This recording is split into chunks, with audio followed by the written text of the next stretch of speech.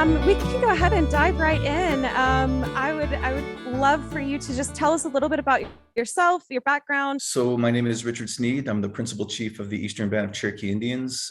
In our language, that's Ugawiyu, Uenai, Diktiya, Dagwado. And I am 54 years old. I've been the principal chief of the Eastern Band since 2017. I was the vice chief before that. I've got about 15 months left on this term. I made my announcement 2 days ago that I will not be seeking re-election. So I'm going to relax after this term's up. It'll have been 8 years at that point, and it's a lot. I just want to focus on my kids, my grandkids, my wife, and just enjoy life a little bit. And we are we were the only federally recognized tribe in the state of North Carolina until an act of Congress a year or so ago, and then some subsequent decisions by Congress.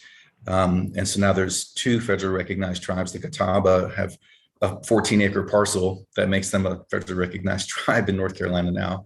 But we are 16,000 plus members, and we've been here for a long time, so thousands of years. Awesome. Thank you so much. So I think that a lot of people are not so familiar with the Eastern Band of the Cherokee Nation. Could you talk a little bit about why there is an Eastern Band and tell us a little bit about what that means? And, I've had the privilege of seeing into these hills several times in my life, but I know that many people don't know that story. So I would love to kind of dive into the story of Tsali as well. Sure. So I always preface when I talk about the Eastern Band, I always preface our story with there is only one Cherokee people. We have three distinct Cherokee tribes today because of federal imposition, because of the Indian Removal Act, because of the Treaty of 1817, the subsequent Treaty of 1819. So now there are three distinct tribes. So you have probably the most well-known Cherokee Nation, which has several 100,000 members in Oklahoma and Tahlequah. You have United Keetoowah Band of Cherokee, which is also located in Oklahoma, of which my wife is a citizen. And then, of course, we have the Eastern Band. The Eastern Band, we are the direct descendants of those Cherokees who resisted removal after the Indian Removal Act of 1838 was signed into law. Essentially, 1,100 Cherokees who resisted, who were known at that time as the Quallatown Cherokees. And interestingly enough, I mean, we call Cherokee, call it the Cherokee Indian Reservation, but it is not a reservation. Federal reserves that were created by the federal government west of the Mississippi, in which at that time was called Indian Territory, 1907 became the state of Oklahoma. Those lands and lands further west are actual federal reserves. Our property was actually fee simple land that Cherokees had purchased under the leadership of William Holland Thomas, and then that fee simple land was later taken into trust. So we had 1,100 Cherokees here that were called Quallatown Cherokees, and you had a little less than 200 Cherokees in Graham and Cherokee County, which are now today the Snowbird community, which was formerly called Buffalo Town or Chioa. And then Cherokee County, you just had scattered sites out there. And so, when you talk about the story of Tsali, and you mentioned that you've been to the drama many times.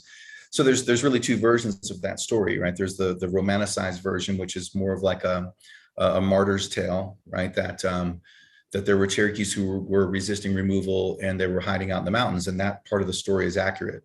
The romanticized version goes that Tsali's wife had been attacked, brutalized by some soldiers, and that either Tsali or his sons acting to defend her ended up killing a soldier or killing two soldiers. And then that word was sent. This was the story, of course, that I grew up with. The word was sent to Tsali that if he and his sons would turn themselves in, that the army would stop pursuing all of these other Cherokees who were hiding out in the mountains. And so as the story goes, and as it's told in the drama, he and his sons turn themselves in and they're executed, and then the rest of the Cherokees are allowed to remain, and that's why you have the Eastern Band today. But that's not accurate. It's a very romanticized story. I remember, when hearing it as a kid, I thought, man, that's like it's almost like a Messiah type story. It has like a biblical overtone to it. He's dying for his people, but that's not really accurate. And so history's complicated, and the decisions that people had to make in order to remain were complicated decisions. And the real story is that they were in fact, there were large numbers of Cherokees that were hiding out, that were not part of the Quallatown Cherokees. We're here today because of a lot of strategy, a lot of political maneuvering, and a lot of just really strategic work by the group of Quallatown Cherokees underneath the leadership of William Holland Thomas. The kind of the darker side of the story is that the Quallatown Cherokees helped to find Tsali and his sons. And the story as related by the Army was that they had captured a small group of Cherokees who were hiding in the mountains. And for some unknown reason, an axe was produced and buried in the forehead of one of the soldiers, and 2 soldiers died. And then those Cherokees fled, and that was Tsali and his sons. And then in order for, if you read John Finger's book, which chronicles, it's a 2-volume set, and it chronicles the Eastern Band from 1819 to 1900.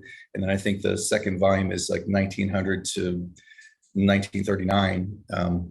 He references James Mooney's book, and they actually have excerpts from the journals of the Army officers. And the Quallatown Cherokees, they had negotiated for them to be able to stay, and they saw that these other Cherokees who were part of the Cherokee Nation under the census, that them coming to the mountains and hiding was actually placing at risk the Quallatown Cherokees' ability to stay here. And so they actually participated in rounding up Tsali and his family, and actually also participated in the execution. So while the romanticized story is just that, and it's very inspiring, it's a lot different from what actually happened. And as I say all the time, when we talk about history now, we tend to think of it, I think younger people especially tend to try to oversimplify things. And I'm like, history is complicated, and things were way, way different. And people did things that, we look back on, and I don't think we take the time to place ourselves into in their shoes and what they were going through and what was at stake. And so the romanticized version is nice, and it's an inspiring story. The truth is a little bit darker. Wow, that's I love that context, because I had never heard that real version before. Because I grew up with that kind of story of resistance, and it was it was this romantic version of it, and so I appreciate that nuance. I feel like that's something that we try to dive into a lot on the show, especially in historical context, because the region of Appalachia is also extremely complex, and the history is a lot more nuanced than we think. And so I want to give that context of Cherokee as a place in Appalachia. And so this story makes the Eastern Band really unique, though still, even with the extra context. And so I wanted to ask you about the uneven development, going on from the 1830s up to now. We talk a lot about the uneven development and allocation of resources throughout Appalachia a lot on the show. And so how has this story and the kind of origin story of the Eastern Band kind of rippled through the generations, and how has the Eastern Band of the Cherokee Indians developed differently than other tribes because of this origin? Well, that's a great question. I think you have to go back to the Treaty of 1817, which really established the group of Cherokees that became the United Keetoowah Band of Cherokee. And under that treaty, there were, I want to say it was 2.3 million acres. It was a huge swath of land was ceded to the state of North Carolina. And in exchange, lands were set aside in Arkansas, and this group of Cherokee, it was several thousand, actually left before removal. And those Cherokee went on to become the UKB tribe. The subsequent treaty in 1819, there was supposed to be, for every head of household, they could have, this is crazy, but they could have individual reservations of 640 acres. And all they had to do was register with the federal government as the head of household. They would be given 640 acres, and they had to promise to become citizens of the United States. And that's what the Eastern Band, my ancestors were operating under. Well, when all of that land from 1817 was ceded to the state of North Carolina, and again, you got to keep in mind what was happening at that time. Expansion, and the greatest resource that settlers wanted was land. And so the state of North Carolina, in its haste to sell these parcels of land to settlers, sold off all of this reservation land, these 640 acre parcels.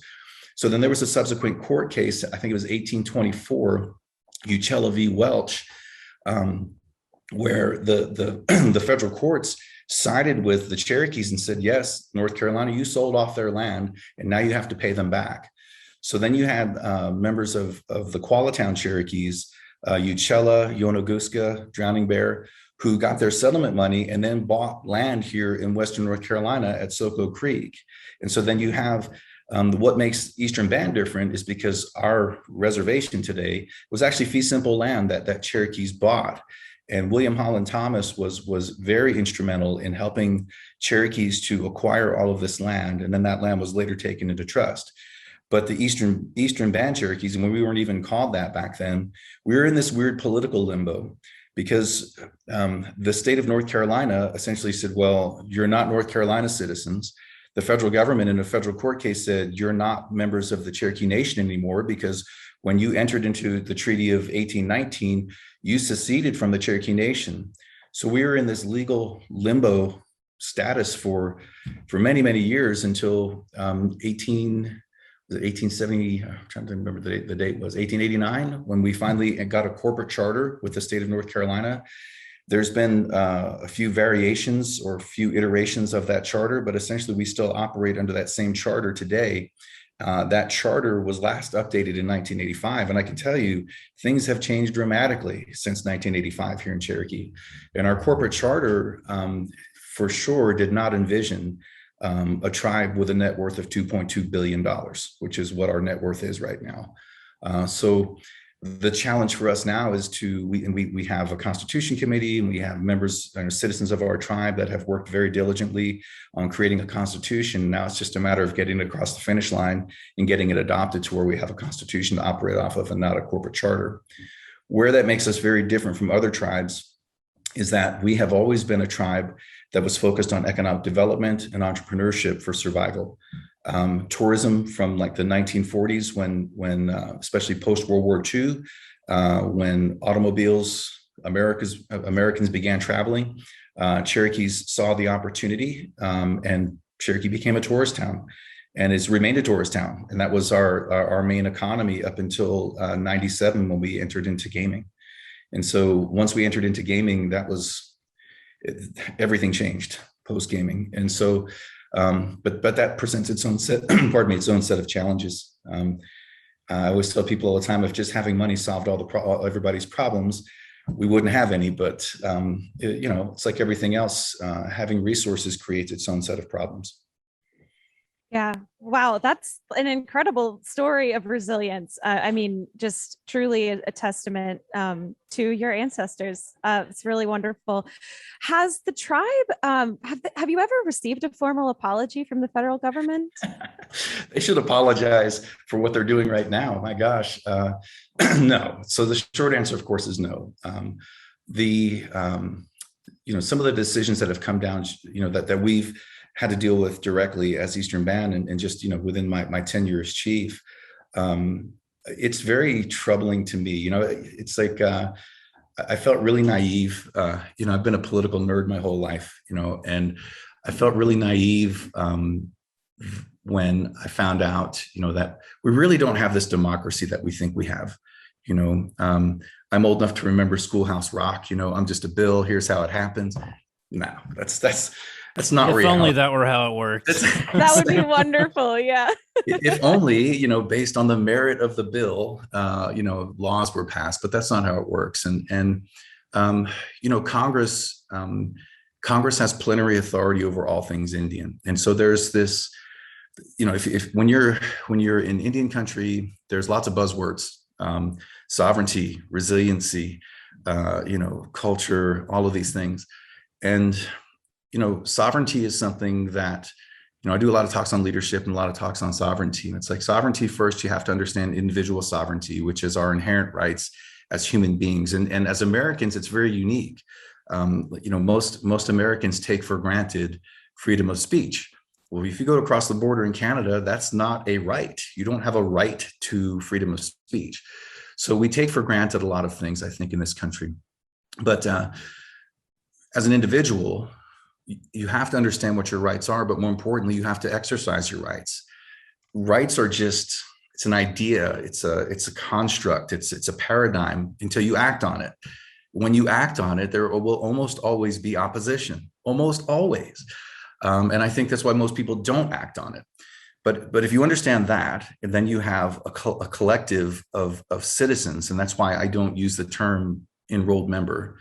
That's a very popular term in Indian country, but that's a federal term. That's an imposed term. And to me, the term enrolled member really it's a term of entitlement when people use it. They say, well, I'm an enrolled member, and so therefore you should do this, this, or this for me, or I'm entitled to this. And I told my team as soon as I came into office, I said, we're not going to use the term enrolled member. We will use the term citizen. If we are sovereign, and we are, then we have to act like it. And part of being sovereign is understanding that as a citizen, there's responsibility that comes with it. It's not just being the beneficiary of benefits. There's a responsibility that goes with citizenship. And so, that's the language and the terminology we use, my team, because I am convinced that everything that the federal government tried to do to kill the Indian and save the man under Captain Carlisle's model, where the federal government failed with assimilation policies and boarding schools, it succeeded with a dependency model of government.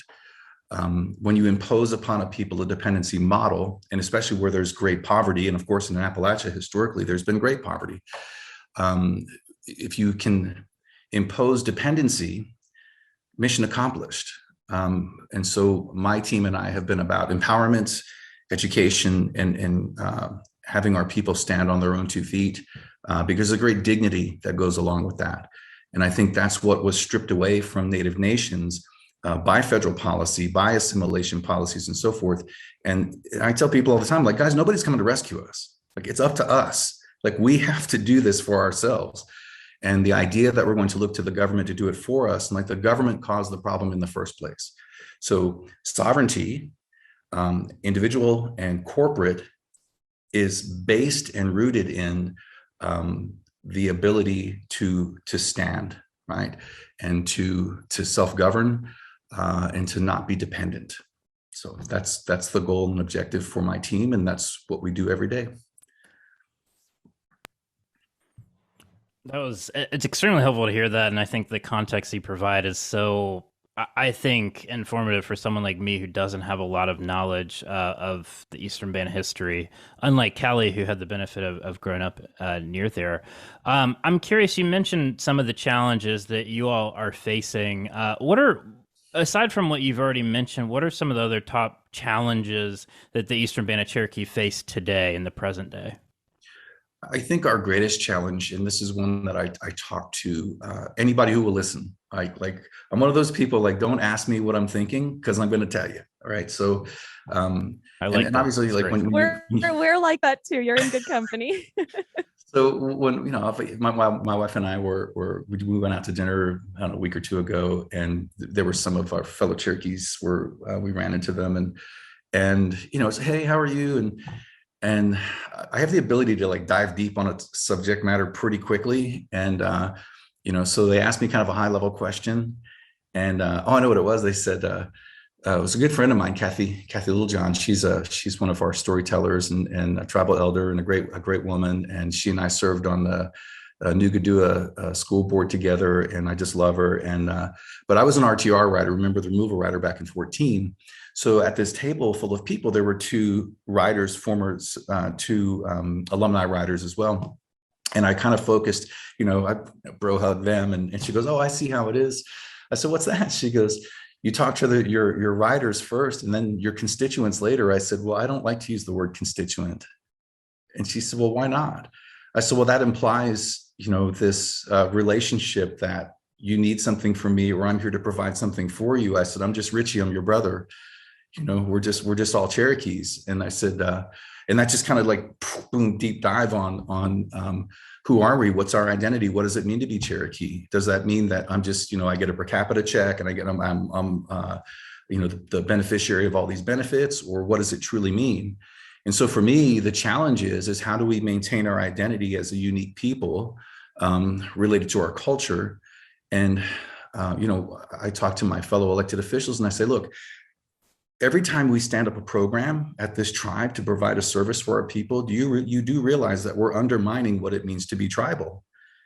And they said, well, what do you mean? I said, look, we're only here as a people today because our ancestors were interdependent. So think about what it was like trying to, eke out a living in these mountains 100 years ago, 150 years ago, 200 years ago, 1,000 years ago. The only way you survive is interdependency. That's what makes us tribal. And then we developed this whole system of government out of that we had a clan system, right? But it was all interdependency. Then this model of governance was imposed upon us, and it stayed that way for like 100+ years till the Nixon era, the area of self-determination, when the federal government said, well, why don't you Indians govern yourself? Well, geez, we've been doing that for thousands of years. Thanks for the permission. But I said, but when that happened, we didn't go back to a traditional form of government. We just adopted the corrupt model that was imposed upon us. And now we're doing the same thing to our people. And we're doing for the federal government what it couldn't do to us. We're doing it for them. It's not really table talk, but that's where the conversation goes for me. I'm like, and so I said to all these, and they're like, locked in and really listening. And I said, but listen, here's the thing. They're all nodding their head in agreement. I said, but here's the thing, guys. It can't be just me saying it. It's easy to dismiss one person. It has to be all of us collectively as Cherokee. This is how we think as Cherokees, and you have to say it too. And you have to tell your children and your grandchildren that that's not who we are. We're not just people who are, part of a welfare state. We're a proud, strong, resilient people. And if all of this was taken away, we're still going to be here and we're still going to stand. So that's my goal. That's awesome. That is so badass. And just like, I love how plainly that you say this, and what the conviction that you have in your voice. And it's really wonderful to hear. I have a kind of a follow-up. This is something you're talking about as Cherokee people that you have to do together. For folks who want to be supportive and who want to back that voice, what can allies do to engage in that conversation in a productive way? I think that the conversation, like all change that happens, because what we're talking about is a culture shift, right? We're talking about a change in subculture, because our culture goes back 10,000 years. That part's unchanged, but there's a subculture that has arisen in Indian country that is directly related to the dependency model of government. That's what has to be dealt with first. And that's why I said earlier, I tell people all the time, I'm like, nobody's coming to rescue us. And I tell, folks in the African-American community the same thing, like the same policies that the federal government imposed upon tribal nations, 150 years ago, it did the same thing in the African-American community in the 1960s, right? Through, the Great Society programs. That mindset has now permeated the entire country, where we as Americans now don't look to one another when trouble comes. We immediately look to the federal government. The government should do something. No, this is we the people. This is of the people, by the people, and for the people. That type of interdependency, I think, is woven into the fabric of this nation, whether you're a native nation or whether you're an immigrant coming to this country. What made this country succeed in the first place was that, I think, that work ethic and that kind of rugged individualism, but also the interdependency. And I think that's what's lacking in the country today, in this mindset that every time something happens, the government, be it the state or the federal government, should intervene. That's fairly new to this country. Like within the last 30 to 50 years, that wasn't how things were previously. So I think that the The mistake that is made, because I was a pastor previously too. So I was a pastor for 14 years and I was a school teacher for 12 years. I was bivocational. And of course, without fail, you get people calling from other places and, well-intentioned, and they want to help, but when you get calls where people are like, we're so-and-so from such and such church in South Carolina, and we just want to come up and help the poor Indians. I'm like, stay in South Carolina, please. We don't need that type of, patronization. The folks that I would always engage with were the ones who would call and say, I'm so-and-so, I'm a pastor from such and such church. We recognize that you're already doing a work there, and we respect that. And we just want to know, how can we come alongside and assist? That mindset, that's the only way that it works. Anyone engaging in any community who comes in with the mindset, it would be no different than me saying, I'm going to go to Canton, and help those poor folks over in Canton. But if my mindset is not one of where I'm seeing them from a place of dignity and respect, my heart's in the wrong place. So no matter where we're engaging anywhere in the world, I think my personal opinion and my personal conviction is you have to come at it from a place of respect for the dignity and the honor of the people who are there already. And I'm just coming along as your co-laborer. That's it. I'm here to serve with you, to come alongside and to serve with. Yeah. And I think that works anywhere in humanity. Yeah, that is so important. And I feel like there is a new movement of trying to be more like that and trying to, work toward a better world in conjunction with people who are, already doing that, the heavy lifting on that work and who've been there on the ground. That's awesome. So, go ahead. Oh, if I could just, add to that, you mentioned at the beginning of our conversation, about being from Canada, being from the area, and I had mentioned at the beginning of the conversation that I hadn't seen our nation so divided, politically along political lines. Worst I've seen it. But when I just talk to people, what I realize is that the truth's always right down the middle. Like the majority of people, we have more in common than what separates us. Unfortunately, because of the way the media is today and the way social media is, the only voices that get heard are like the far right fringe and the far left fringe. And then the media on the right points to the far left fringe and says, see, that's how the left is. They're all crazy. And the media on the left points to the far right fringe and says, see, that's how the right is. They're all crazy. But the reality is that the majority of humanity, we seek for peace. We want to be at peace. We want to be able to raise our families and to have the ability to fulfill our dreams and our God-given destiny. And we want to help other people do the same. That's the majority of people. Unfortunately, and I see the same thing happen here on a microcosm level. It's just a small percentage that's really, really loud. And that tends to become the narrative, even though it's not the truth. Yeah, this is something that Chuck and I have been talking about a lot because I work professionally in politics and on campaigns. And this year in particular is quite interesting with regard to how much that division is playing into both primary elections. Is the most stunning for me is a primary election one where you have an electorate that it's not a mix of both sides. It's all of that one side. You have a Democratic primary or a Republican primary, and in those primaries they end up picking like the most Democrat or the most Republican and failing to pick somebody who can represent all people. And that's something that I'm seeing all over the country right now, is this kind of lack of awareness within like a partisan electorate because of that influence from the media, that influence from, just kind of how the parties are acting right now. And I think that it's important to have voices that talk about why this could be happening, particularly in communities like in Appalachia, where for so long, we have been, like in similar ways, just completely exploited and let down by the federal government, and had our resources taken out of the region, the riches taken out of the region, and the people left to deal with the fallout of the catastrophes, whether they are a mine collapsing or a coal slurry embankment flooding entire towns, or something like Zeb, what happened with the flooding last year and couldn't get FEMA on the ground.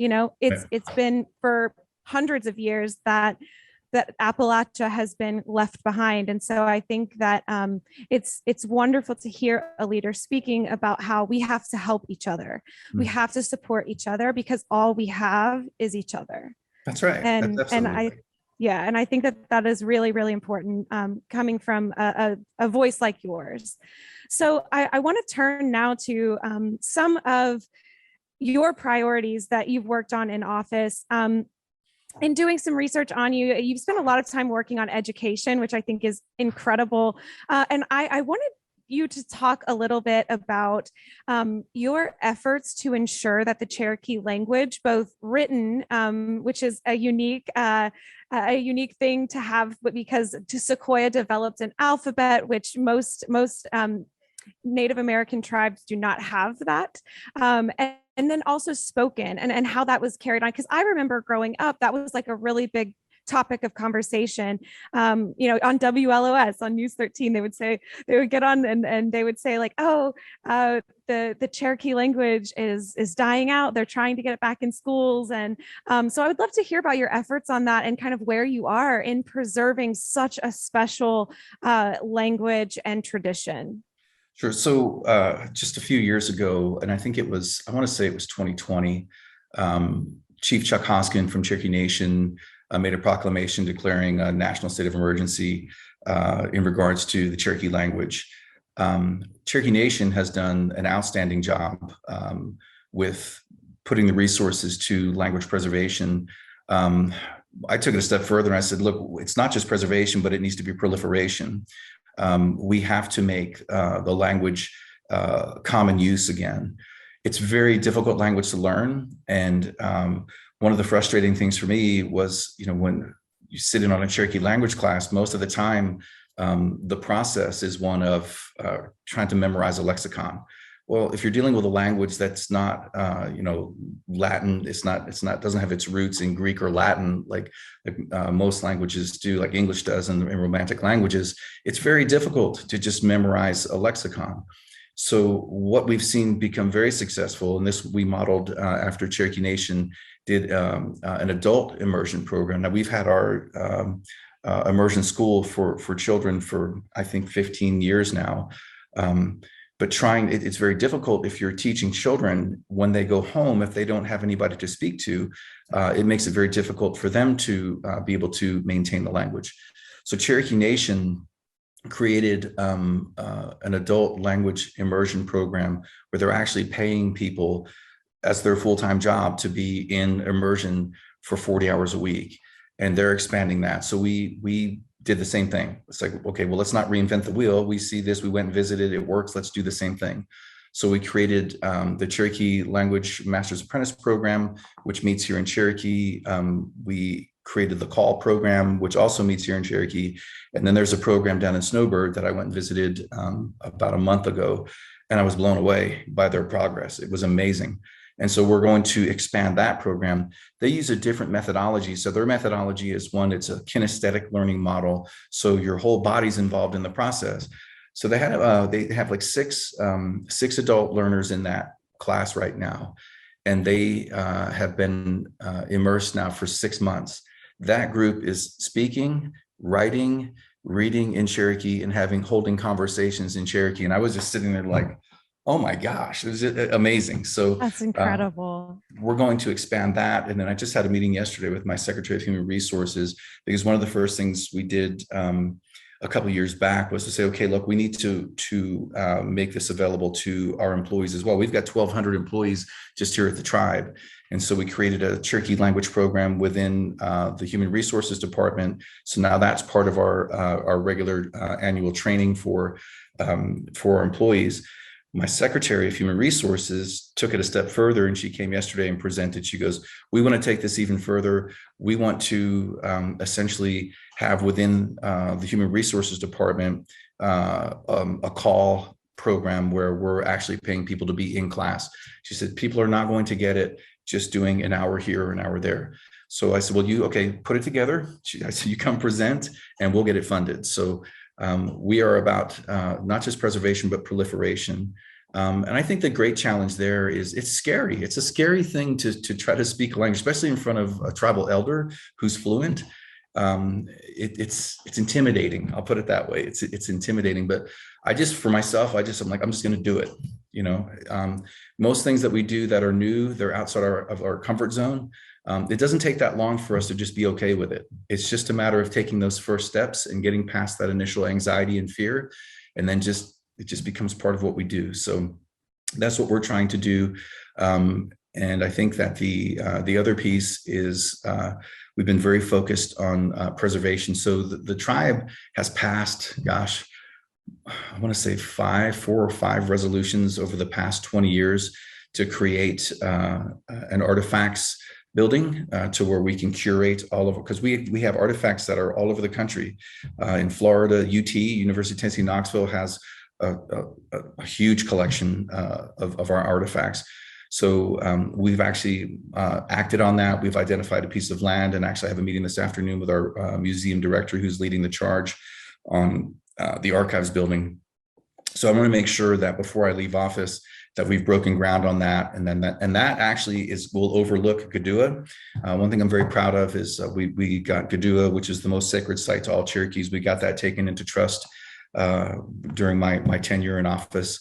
And we just had the Gadua celebration a few weeks ago in the last week of May, and the archives facility will overlook Gadua where the mound is. So those are, like when I announced that I'm not running again, first thing that had my project management guys, okay, we've got all these projects in the pipelines. Which ones do you want to prioritize? And like all of the cultural ones, the archives facility, at Gadua, we're going to have an interpretive center at Gadua. We've got a speakers consortium building that we'll be breaking ground on in July. That will be up here in Cherokee, right next to the immersion school. And then Junaluska Museum, we acquired 32 acres down in Graham County, and we want to put the Junaluska Museum and the Cherokee language program and speakers building on that parcel as well. So those are my priorities as I go out. As I told my team here, so we're not going to be a lame duck administration, for the last 15 months. We're going to keep our foot on the gas and just keep getting things done as we go out. We're going to go out in a blaze of glory. So what an incredible legacy. Love that. So. Yeah, people ask me that. They're like, well, what do you want your legacy to be? I said, that's not up to me. I said, one thing I know from watching politics is that people can be pretty brutal to you as a leader when you're in office, but they're a heck of a lot kinder. History's a lot kinder to leaders than we deserve. Reference George W. Bush, for example, Yeah. He was solid example. Solid example of how human beings' memories are very short, and how history is much kinder to elected officials than they deserve. So for me, it's never been about having my name on anything. I ran under the premise of, because people ask me like, well, why did you run in the first place? I said, because I saw what was happening, and I saw that, we as Cherokees were not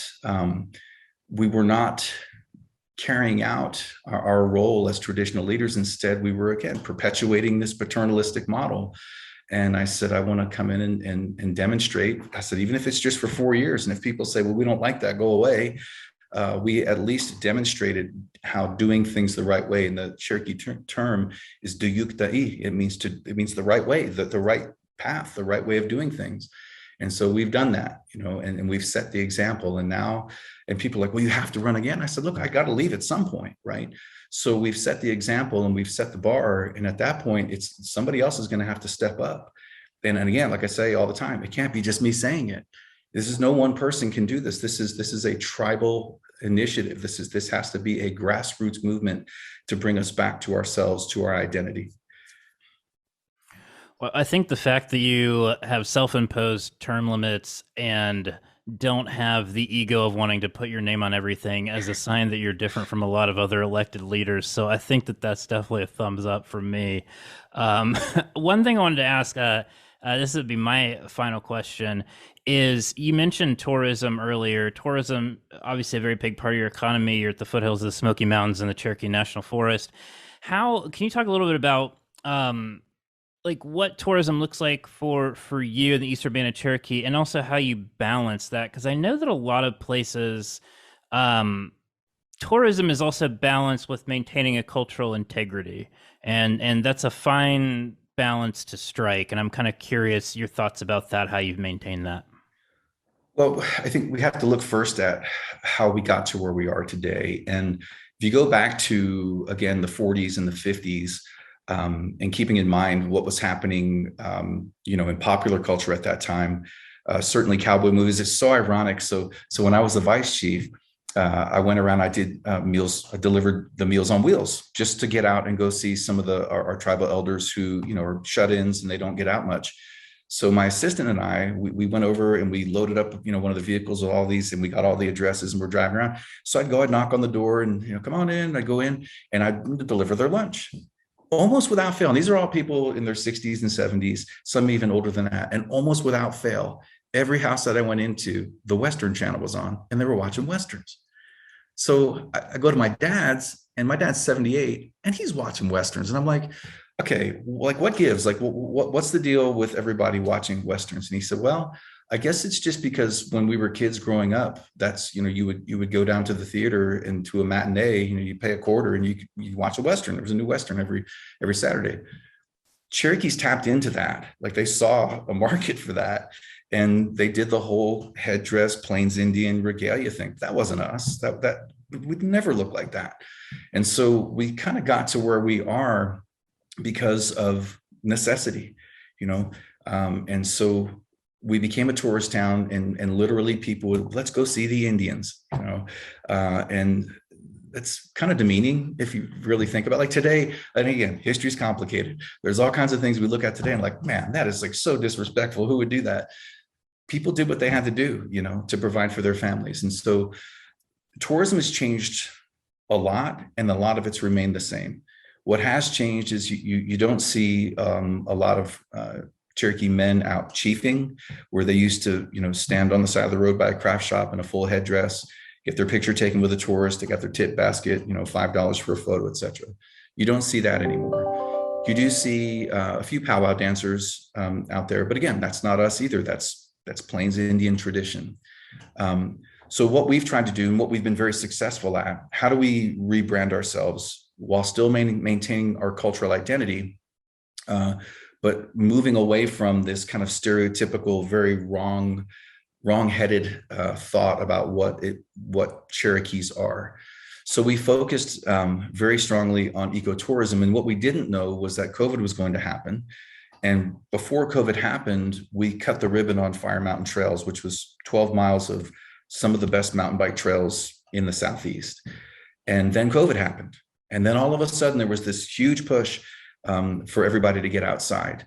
And so we just approved about 2 or 3 months ago, a $2.1 million expansion of trails. So we're doing, I think, 14 more miles of trails right over by the park entrance. We're doing a pump track, we're doing a top track, and a skills course. We just cut the ribbon on Fire Mountain Disc Golf, which is a pro level disc golf course, which I played the other day, and it is brutal. It's a beautiful course. It's gorgeous back there. You're along the river, but it is a very, very difficult course. It is a pro grade course. So we look to expand that as well. I just went over with my project management team yesterday. These projects will all go into effect probably this fall after the leaves fall off the trees. So Mingo Falls, which sees a lot of tourists, we're going to have that set up where it will be round the clock, because we're going to do lighting for the falls, lighting for the trail up there. That's a several $1 million project. Soco Falls, we're doing a complete remodel on the traffic pattern and parking. There'll now be the parking, because it's very dangerous now. You pull into this little curve on this blind curve on Sogo Mountain to park. So getting the ingress and egress is very dangerous. So we're going to do away with that. We'll do the parking up on the top side of the hill with a beautiful walking trail that's a mile loop, that now, instead of just having access to the one set of falls, there's actually 3 or 4 sets of falls that most people don't even know existed. And so we'll have this whole big loop. You'll have a nice parking area, restrooms, and a trailhead, and you can go see all of the falls. So we're very focused on ecotourism. We did a joint project with Mainspring Conservation, and we acquired, I think it was like 156 acres that adjoins Jackson County. And so we're going to do more trails there. We're really, really focused on ecotourism, not so much because of that type of tourism itself. We don't charge to use for trail use and things like that. It's the spinoff revenue. It's the ancillary spend. It's heads and beds. It's food and beverage, gas purchases, etc. And of course, while you're here, we would hope that you would come drop several $1,000s on the craps table and enjoy that as well. That's awesome. That is so incredible. A lot of those developments I had no idea about. So I appreciate you sharing that. We definitely have a lot of adventure folks who listen to the podcast. So I hope that many of them take advantage of that. So I just have one final question for you. Is there anything that you would like people to know about the Eastern Band of the Cherokee Indians? If there was one thing, what would that be? You used the word earlier, and as I mentioned, it is kind of a buzzword in Indian country, and that's the word resiliency. When I look back over the history of the Eastern Band and Cherokees in general, like even pre-removal, we have always been extremely strategic. We have always been very politically astute. We have always, whenever the world around us changed, we have been able to adopt the facets and the components of that and bring it into our culture, but we've been able to maintain our identity, our unique identity the whole time. The fact that Cherokees, in an attempt to remain on our lands before there were 3 distinct tribes, the fact that we took a court case all the way to the Supreme Court, Cherokee v. Georgia, 1831. That's mind-blowing to me that an Indian tribe did that. And of course, Chief Justice John Marshall, essentially was like, well, you're not citizens, so you don't have standing, so the court's not going to hear the case. I think what Chief Justice John Marshall wrote about Indians and Cherokees in particular is completely false, in that he said these Indians, these Cherokees, should be viewed as domestic dependents, like little children who look to the federal government to meet their needs. I remember reading that case law and being like, you bastard. Like, we've been here for thousands of years before the Europeans got here. So the fact that we've been able to not only survive, but thrive and yet maintain our unique identity, I think, to me, is the definition of resiliency. And we will continue to do that. Incredible. Well, thank you so much for your time. This has been awesome. I'll make one last plug. If anybody listening loves museums, the Museum of the Cherokee Indian is one of the most unique, awesome museums that I've ever been to. And so definitely, if you're in Cherokee, visit that as well. But thank you so much for your time. We are so grateful that you are willing to come on the podcast and talk about these issues, because they really matter, not only to Cherokee, but to the region and to the country at large. So we really appreciate it. Absolutely. Yeah. Thank you so much. Well, I appreciate the opportunity, and thank you for just giving me some time to share our story. Thank you so much.